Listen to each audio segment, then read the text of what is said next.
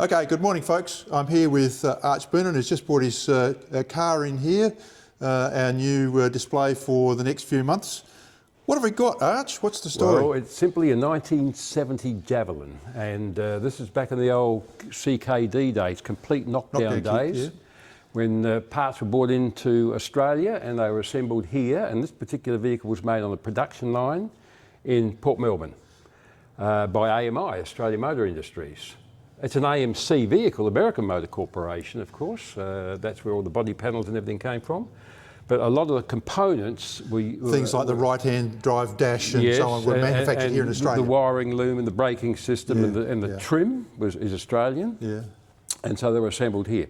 And they were assembled on the same production line as Massey Ferguson tractors, Coronas and Corollas and Triumph PIs, or, you know, the 2500. Yes, 2.5. If you look at this colour, even though it hasn't got a Triumph name to it, it's similar to Triumph colours and Corona and Corollas back in the day. Back in the day, yes. Okay, right. So 1970? 1970, 70 made, body number 49. Now, what's under the bonnet? I've seen a 390 badge on here. Yes, which is a 6.5 litre V8 engine. Now, my research on this matter suggests that they made them mostly with 353 cubic inch V8s. So was the 390 a special? Later, and then they come out with a 401 as well after that. Oh, okay, right. So it's a later edition, but it's the original motor that went in there in the factory. This vehicle is totally original, as we say here, unmolested. It has not been restored, just maintained. Yeah. Okay. So, how did you come to it? And you've got to talk about the history as well, because it's got an interesting history. I'll get to that side of it. How did I get to it? I purchased it from the Clem Smith estate auctions. Oh, okay, yes. He had, I think, about 40 motor cars when he passed away, and he had them in a rather large, let's call it a shed, at Malala. Yes. And I went there to look at a Mustang, but the Mustang didn't come up to scratch, and a mate of mine who was with me said, "Whoa, this is a bit special."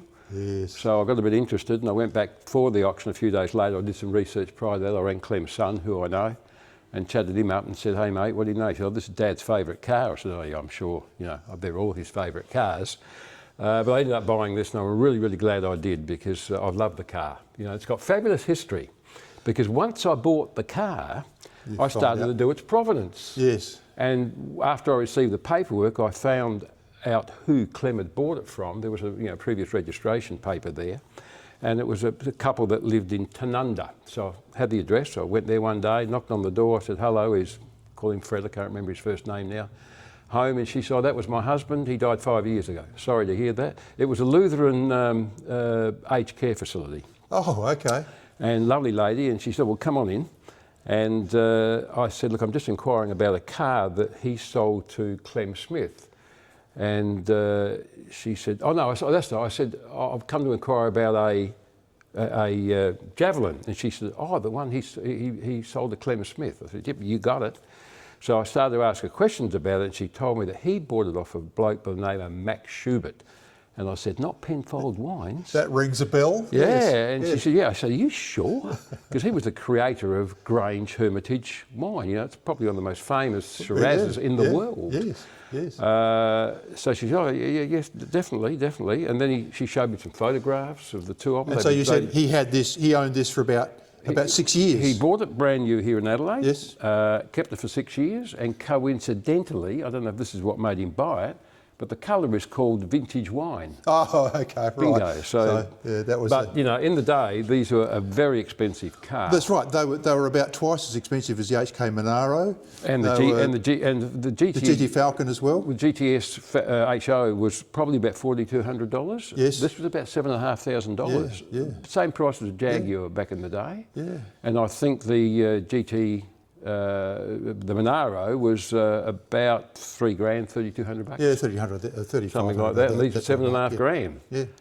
Automatic, air conditioning, power steering. Never came in manual. Yeah, so lovely. It was a great combination back in the day.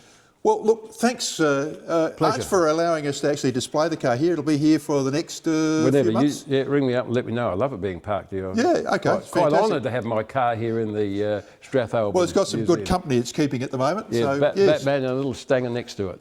And to all the people who are watching this, we hope you enjoy having a look at this car today, but also we'd like you to come in and have a look at it as well, and have a look at all the other cars we have here. And for those of you who can't make it in, why not subscribe to the channel? We put out one video per week, and we don't try to bomb you with too much information, but we like you to have a look at our videos and see what's going on at the museum here. We're open here in Strathalbyn, High Street, Strathalbyn. We're open from Wednesday to Sunday, 10 till 4, and we thank you for making it this far in the video. Thank you. Thanks for watching. Cheers.